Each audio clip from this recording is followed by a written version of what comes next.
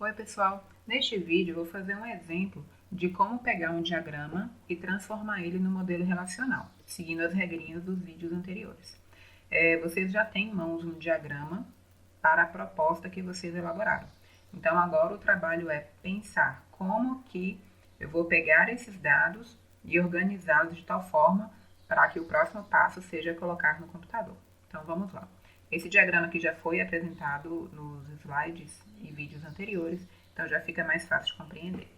Então a primeira coisa que a gente tem que pensar é o seguinte: para cada entidade que tem no diagrama, a gente vai criar uma relação, uma tabela. Então eu vou escrevendo aqui embaixo. Então a gente vai ter a relação empregado e dentro dela a gente vai ter esses atributos aqui.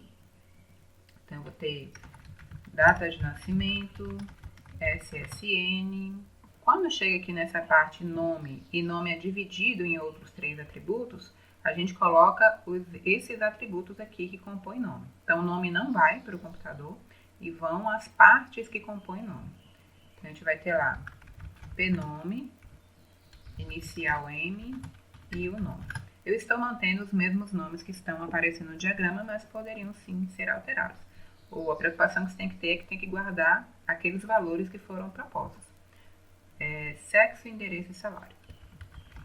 Sexo, endereço e salário. Bom, por enquanto eu não vou fechar o parênteses, que provavelmente a gente vai ter mais algum atributo.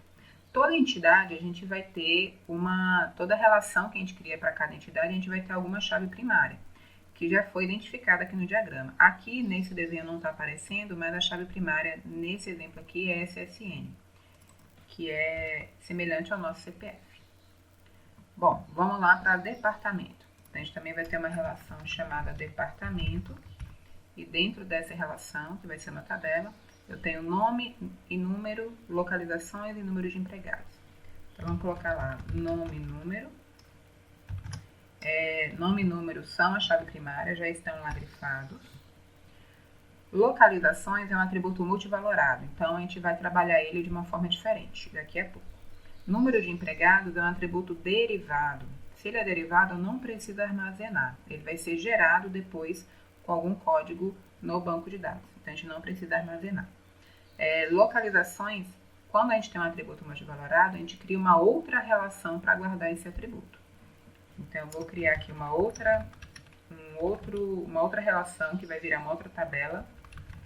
Eu vou chamar aqui localizações departamento para eu saber que é do departamento.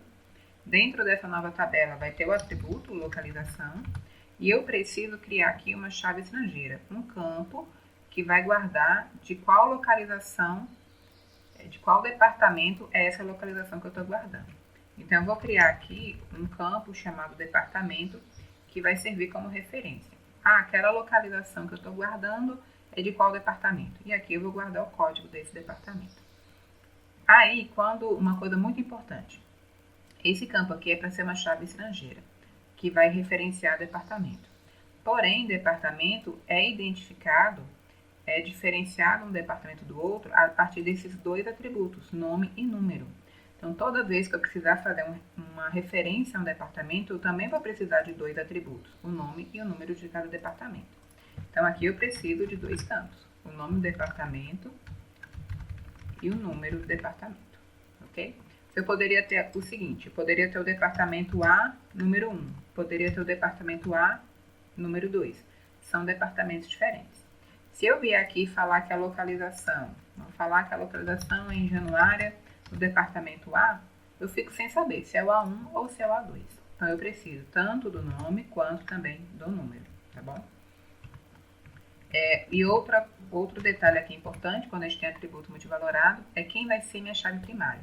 Vai ser o atributo que eu estou armazenando, que é o atributo multivalorado, e o que veio como chave estrangeira. Então, no caso, minha chave estrangeira são esses 2 atributos. Então, essa relação aqui vai ter 3 atributos, e os 3 farão parte da chave primária. Então, eu tenho a chave primária é uma só, composta por 3 atributos. Então, o que eu vou guardar aqui? Vou falar, por exemplo, que em Januário eu tenho o departamento A1, que em Montes Claros eu também tenho o departamento A1. O que eu estou conseguindo armazenar? Que o mesmo departamento tem mais de uma localização. Então, eu consigo guardar várias localizações para cada departamento. Bom, indo para a próxima entidade, tratamos departamento, agora vamos lá em projeto. Projeto tem nome, número e localização. Então, eu vou ter a relação projeto, o nome, número e localização. Lá já está grifado que nome e número são chave primária, correto? Nome e número. E não tem nenhum atributo diferente aqui. A outra entidade é dependente. Dependente. E lá no dependente eu tenho nome, sexo, data de nascimento e parentesco. E ali eu tenho grifado nome como atributo, como uma chave primária. Vocês estão vendo que ela está pontilhada. Por quê? Essa entidade aqui é uma entidade fraca. Ela depende da existência do empregado para poder ter sentido. Então, a chave primária dela não vai ser composta somente por nome. Vai ser composta também pela chave estrangeira, que daqui a pouquinho a gente já vai tratar. Bom, peguei todas as entidades e transformei em relações. Lembrando que relação é um nome técnico, mas cada relação vai virar uma tabela no código lá SQL, que vai ser a próxima etapa. Então, primeiro aqui a gente está pensando, aqui a gente fez o modelo conceitual, pensamos como que esses dados se organizam e como eles se relacionam.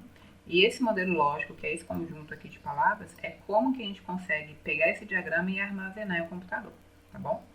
Em um modelo, em um SGBD relacional, que é o que a gente está estudando. Por isso que a gente está fazendo esse mapeamento. Fizemos o mapeamento das entidades e seus atributos, agora vamos tratar os relacionamentos. Então, vocês viram nos vídeos anteriores que a gente tem relacionamento de 1 para N, 1 para 1 e muitos para muitos. E aí, cada situação gera colunas diferentes aqui no meu modelo lógico. Então, vamos tratar aqui o primeiro relacionamento, de 1 para muitos, 1 para N. Cada empregado supervisiona muitos empregados, outros empregados. Cada empregado é supervisionado somente por um outro empregado. Quando a gente tem uma relação de 1 para N, quem está do lado N que recebe um campo a mais, que vai ser a chave estrangeira. Como o relacionamento é entre empregado e empregado, a própria relação empregado vai receber um atributo a mais, que vai indicar quem é o supervisor daquele empregado. Então, eu vou colocar aqui supervisor FK, tá bom? Eu gosto de usar a palavrinha FK, o sufixo FK, para identificar que aquele campo é uma chave estrangeira. Mas isso não é obrigatório, tá bom? É uma recomendação. Outra coisa, chaves estrangeiras não são sublinhadas. O que é sublinhado é só a chave primária. Em algumas situações, as chaves estrangeiras viram chave primária, mas não é regra, tá bom? Então, o que vai ter aqui nesse supervisor FK? Vamos falar que vou imaginar aqui alguns dados. Eu estou cadastrando uma pessoa que nasceu 10 de abril de 1980, o SSN dela é 11, o nome X, a inicial do nome do meio Y, o último nome Z, o sexo feminino, endereço rua X, salário 1000, supervisor FK. O que eu vou colocar dentro dessa coluna? Vai ser o código do outro empregado que supervisiona ele. Vamos falar que o outro empregado tem um código 222, tá bom? O que vai acontecer aqui? Cada empregado vai ter somente um supervisor, que eu só vou poder colocar um único valor aqui, mas cada supervisor vai poder aparecer no campo supervisor FK de vários empregados. Então, eu consigo guardar esse relacionamento de 1 para muitos. Tá bom? Aqui é um exemplo. Então, tratei esse relacionamento. Vamos tratar esse relacionamento agora. De 1 para muitos, trabalha para. Então, cada empregado trabalha em um único departamento. Cada departamento tem vários empregados trabalhando. Então, quem está do lado N recebe um campo, é onde eu vou criar um campo a mais para fazer referência ao departamento onde ele trabalha. Então, lá no empregado também, a gente vai criar uma outra coluna, um outro atributo para guardar o código do departamento que aquele empregado trabalha, tá bom? Lembrando, toda chave estrangeira faz referência a uma chave primária de uma outra relação. Então, o departamento está fazendo referência a algum departamento que já esteja cadastrado. Mas cada departamento é referenciado pelo nome e pelo número. A chave primária é composta. Então, eu não posso colocar somente um atributo aqui, que é o mesmo erro que eu tinha apresentado para vocês lá em localização. Então, eu preciso indicar qual que é o nome do departamento que esse empregado trabalha e qual que é o número, né, do departamento que esse empregado trabalha. Só o nome ou só o número não representa meu departamento. Eu preciso de 2 campos para poder representar de forma única cada departamento. E aí eu tratei esse relacionamento. Pronto. E aqui entre empregado e gerencia, eu tenho um relacionamento de 1 para 1 e ainda tenho um atributo de relacionamento. Cada empregado gerencia no máximo um departamento, cada departamento é gerenciado por no máximo um empregado. E aí eu guardo a data de início de quando essa gerência começou a funcionar. Quando eu tenho relacionamento de 1 para 1, eu posso colocar de qualquer lado, de preferência do lado que mais participa do relacionamento. Então, todo empregado é gerente? Todo departamento é gerenciado? Provavelmente todo departamento vai ser gerenciado. Então, a gente vai colocar a chave estrangeira lá em departamento. Então, lá no departamento, eu vou criar aqui um campo que vai ser o código, que vai fazer referência do código do empregado que gerencia ele.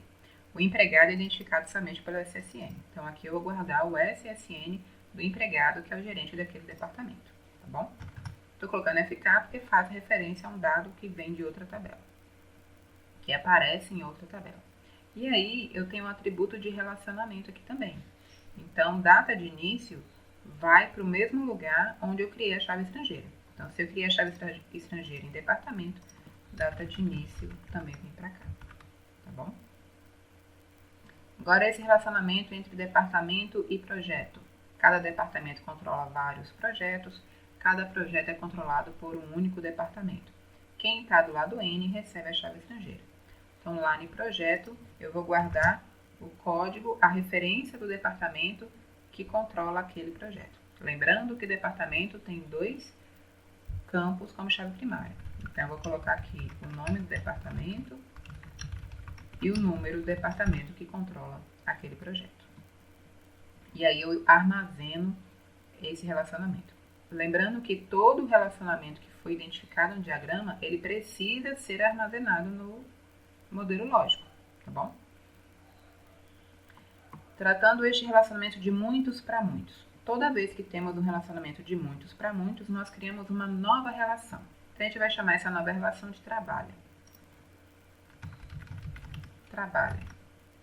Lá no trabalho, eu vou colocar uma chave estrangeira para empregado e uma chave estrangeira para projeto. Então, a chave estrangeira para empregado tem que fazer referência à chave primária de empregado. Então, eu vou chamar aqui de empregado FK. Eu poderia colocar qualquer outro nome, tá bom? E não sou obrigada a colocar FK. Eu acho mais fácil colocar o nome da tabela que eu estou fazendo referência e eu uso FK para lembrar que é uma chave estrangeira.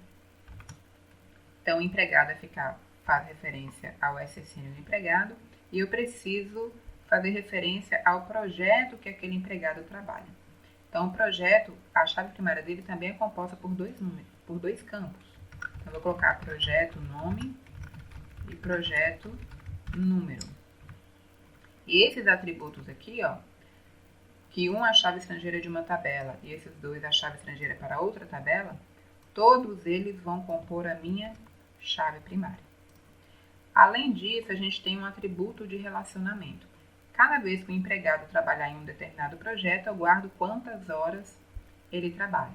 Então, eu também preciso colocar nessa nova relação quantas horas ele trabalha. E aí, horas não é chave primária, eu não vou sublinhar, tá bom?